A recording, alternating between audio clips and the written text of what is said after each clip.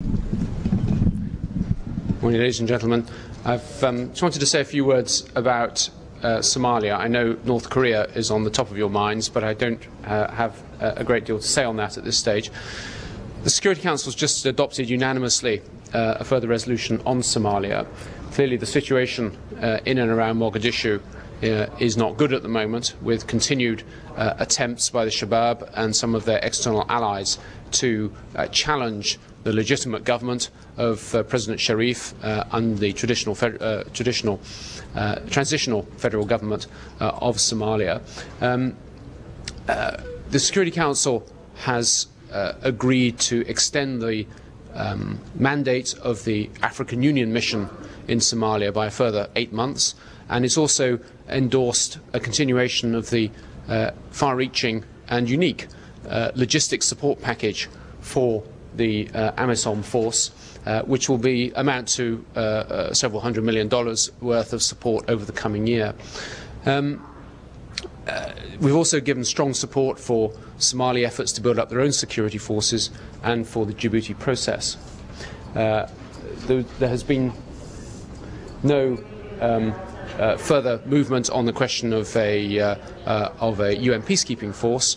We've agreed that the right arrangement at the moment is the present African Union force, and that will be our approach over the period ahead. But obviously we'll be watching the situation in Somalia very closely and giving what support we can to Sheikh Sharif to see off the attempts to overthrow his government. Ambassador, question on Somalia before. What do you think about the recent development that some of the clerics have announced that they are going to enter into the fight against Shabab, and that we're seeing within Somalia itself there seems to be a loss of tolerance for their fight?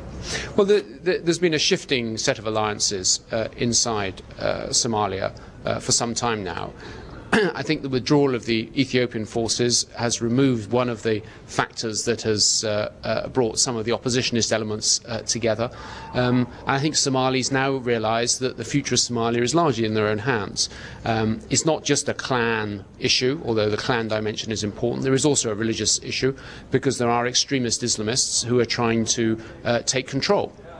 And the more moderate Islamist groups, in particular groups like the Sufis, who have long had a peaceful tradition of pursuing their own particular approach to Islam, is feeling threatened. So it's not surprising that the extremists are finding opposition from a number of quarters. Ambassador, on Somalia. Yeah. You guys come on. Go on, please. Okay. A couple of things. One, define for us what you consider unique about this logistical mechanism as you described it, and what, in the most concrete terms, is it going to mean for support on the ground in terms of, well, whatever support.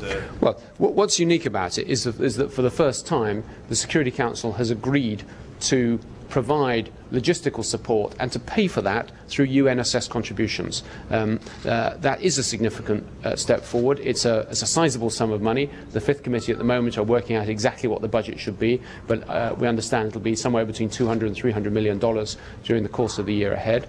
And that money, once it's agreed within the UN system, will be guaranteed in support of AMISOM. So it's a more reliable source of financial support than is available through the trust funds, although the trust funds remain important, not least the trust fund that's been set up to help fund the training of Somalia's own security forces. And what's it going to mean on the ground in terms of... Well, what it means is delivery of essential support in terms of rations and electricity and water and basic provisions that will keep the AMISOM force in place. Okay, yeah, on Somalia, I have a question on Sri Lanka too, I guess at the end. But there were reports last week including on the BBC, of the presence of Ethiopian troops in part of Somalia. Is that anything that the Council or the UK is aware of, that the Ethiopians may have re-entered the fray? We've seen reports. At the moment, it seems that there may be some Ethiopians across the border. I don't know. We don't have confirmation of that. But it's not an issue which the Security Council has addressed at this stage. What would it mean if they jump back in? Is that helpful to the way the Council wants to see things? What we want to see proceed is support for the Djibouti Agreement, and the Djibouti Agreement provides for the withdrawal of Ethiopian troops. Ambassador, just one question about North Korea. Yeah, please. You're guilty about this, but 1718 didn't work given the fact that they did do a test again. Now, to add something, in addition to like a cargo inspection, what else could be logically possible at this moment? Well, I know there's a lot of interest about what the elements will be in this new resolution. Experts are working on that. We will look to the countries who are most engaged on the issue of North Korea, that is Japan, China, Russia, the United States, to bring forward ideas. We will want to contribute to making a successful resolution which further enhances the pressures on the North Korean leadership to cooperate with the international community and to bring an end to their nuclear weapons program. I'm not the right person to ask for what the detailed elements will be. We'll be working on that in the days ahead, but just as soon as we have something to say, I'm sure we'll say it. Is there a base that the UK wants in terms of like ship interdiction or luxury goods? Or We're still working on that.